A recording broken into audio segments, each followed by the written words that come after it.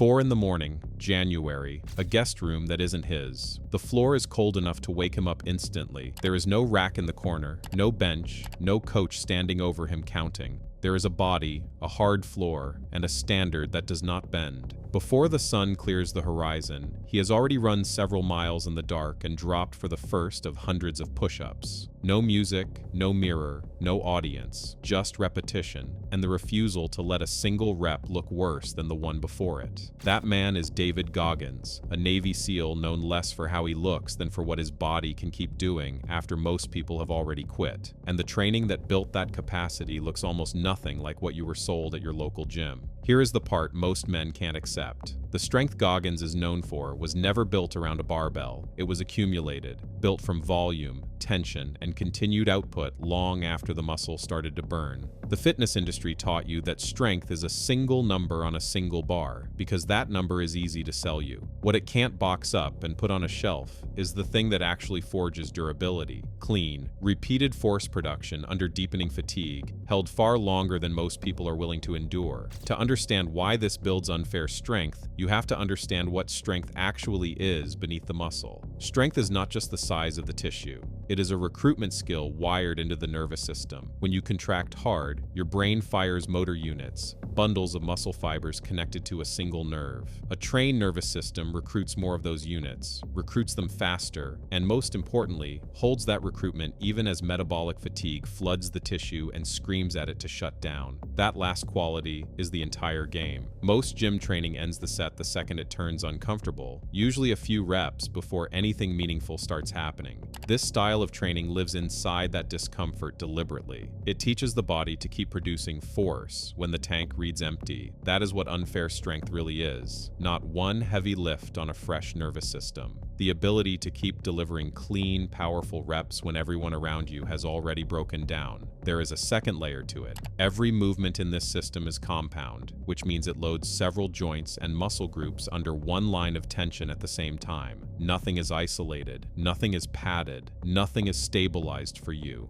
Your body has to organize itself, brace, and produce force as a single connected unit, rep after rep, while recovery stays deliberately incomplete. That combination, compound tension plus incomplete recovery plus high repetition, is what builds durability instead of decoration. It is why this trains a body that performs, not just one that photographs well. So what you're about to see is not 5 random bodyweight exercises. It is one system, 5 movements built around a single principle: force that survives fatigue. Each part solves a different piece of the same problem. Call it the durability circuit, because that is exactly what it trains. The capacity to keep producing when your body wants to fold. And there is one movement inside it that almost everyone performs wrong. The one that separates men who look strong from men who are genuinely hard to break. I'll show you exactly which one, but the first 2 movements have to teach you why it matters. Let's break the system down. Movement 1. The density block. The first movement is the density block, and it sets the engine for everything that follows. Goggins is associated with a punishing structure of 5 pull-ups and 10 push-ups, restarted at the top of every minute, held for as long as the pace stays clean. The mechanism is density. You compress a fixed amount of work into a fixed window, which forces the muscle to recover only partially before demand returns. Your heart rate never fully drops. Your fibers never fully reset. That incomplete recovery is not a flaw in the design. It is the design. It trains the exact quality the whole system is built on: force production that refuses to fade. Correct form is non-negotiable. On the pull-up, start from a dead hang, arms fully extended, shoulders packed down and back, and pull until the chin clears the bar. On the push-up, the body stays rigid from heel to skull, chest lowered to within a fist of the floor, then a complete lockout. No sagging hips, no shortened range bought back with momentum. The failure point is predictable, and it arrives around minute 6 or 7. Grip fades, the triceps stop responding, and rep quality collapses well before willpower does. Men start kipping the pull-ups and cutting the push-ups in half to protect the number. That is the exact moment the exercise stops working, because sloppy reps under fatigue train sloppy recruitment, and sloppy recruitment is what your body will default to when it counts. To progress, you don't reach for weight first. You add minutes. Hold clean mechanics for 10. When 10 is honest, extend to 15, then 20. Only after the time is banked do you raise the reps per minute.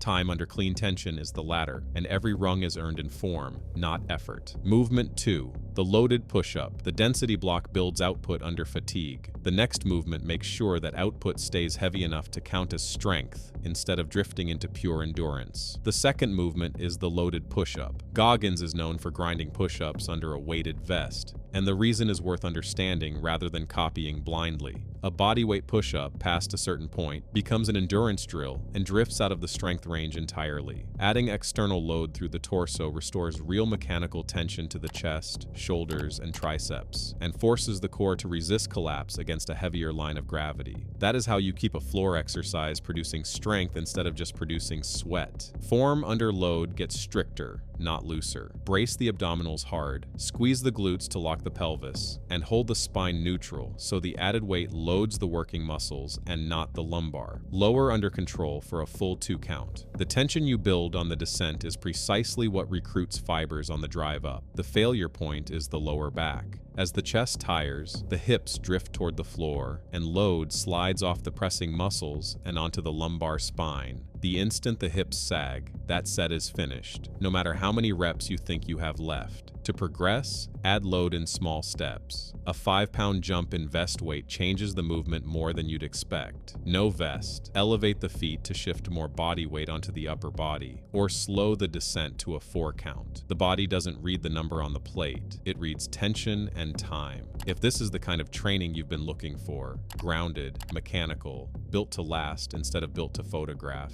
take 1 second to subscribe. It genuinely helps this reach more men who train for durability instead of decoration. Now back to the system, because the next movement is the one almost everyone ruins. Movement 3, the high volume squat. The first 2 movements built the upper body's engine. The third takes that same principle below the waist. The third movement is the high volume squat, and it is the exercise people perform wrong. They treat it as a throwaway warm-up, bounce through it on momentum, and never respect it as a builder. Done correctly and at real volume, it develops leg durability and work capacity a rack cannot touch. The mechanism is direct. Quads, glutes, hamstrings, and the deep hip stabilizers fire together to control the descent and drive you back up. At high reps, they accumulate an enormous amount of time under tension, which thickens connective tissue and builds legs that don't fold on the 5th mile. Correct form is where most men fail before fatigue even shows up. Feet about shoulder width, hips sent back and down until the hip crease drops below the top of the kneecap.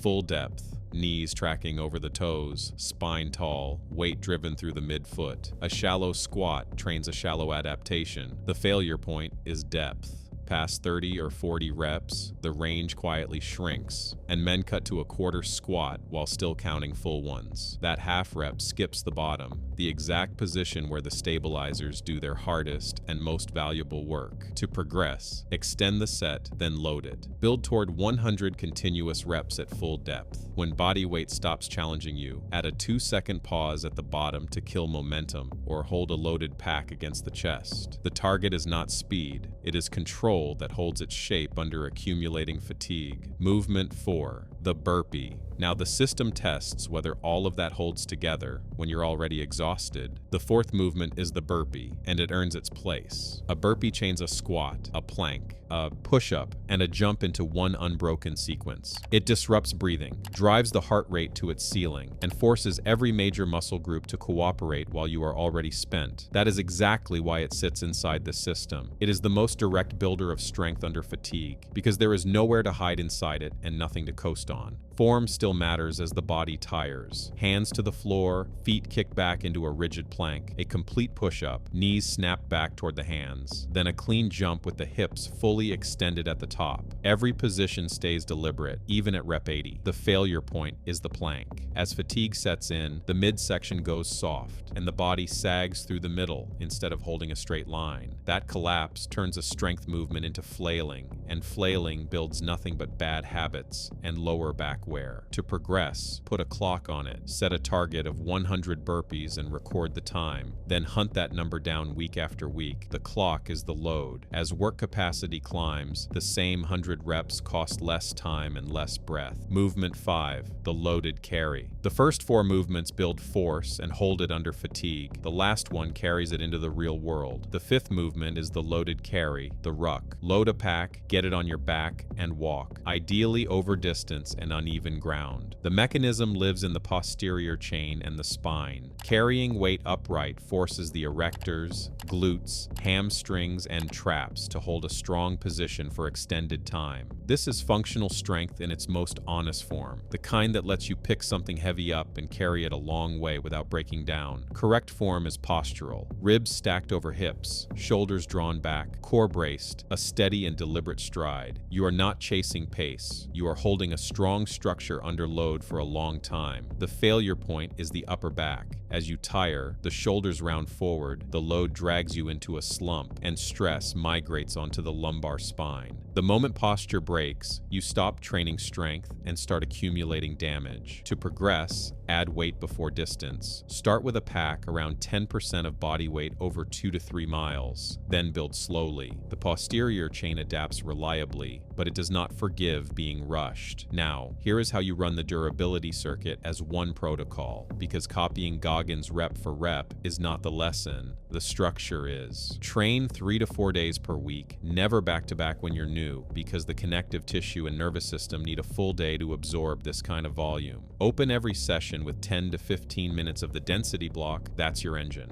Follow with loaded push-ups and high-volume squats to build tension and leg capacity. Close with either a burpee block or a ruck, alternating the two across the week so you never neglect raw output or the posterior chain. Keep rest short but honest, 30 to 60 seconds, and never trade clean mechanics for a bigger number. Reps. Only count while the form holds. When a full session becomes manageable, extend the durations before you add load, and add that load in small increments rather than large jumps. Push volume and intensity on the same week, and recovery breaks before you do. Run it patiently, and the adaptation stacks, denser tissue, tougher tendons, a nervous system that keeps firing long after most men's would have shut off. Go back to that cold guest room at 4 in the morning. No rack, no machine, no one watching, no one counting. What that man had was a system that demanded output long after most people would have stopped, and mechanics that stayed clean even when the body begged to cut corners. That is where the strength came from, not the equipment. The refusal to produce a single sloppy rep, no matter how empty the tank read. That is the real lesson buried inside this workout. Strength is not the weight you can move once when you're fresh and rested. It is the quality you can still deliver when everything in you is telling you to stop. Barbells measure what you can do on your best day. This system builds what you can do on your worst one. Train that, and you become genuinely hard to break.